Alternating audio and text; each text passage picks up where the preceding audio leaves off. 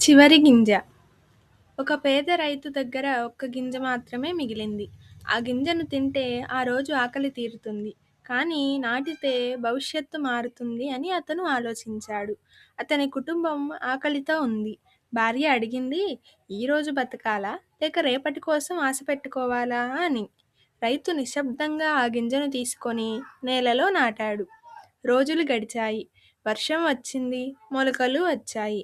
కొన్ని నెలల తరువాత ఆ పొలమంతా పంటతో నిండిపోయింది. రైతు చిరునవ్వుతో ఇలా అన్నాడు, ఒక్కరోజు ఆకలి కంటే జీవితానికి ఆశ ముఖ్యం అని. నీతి: తక్షణ లాభం కంటే భవిష్యత్తు గురించి ఆలోచించాలి.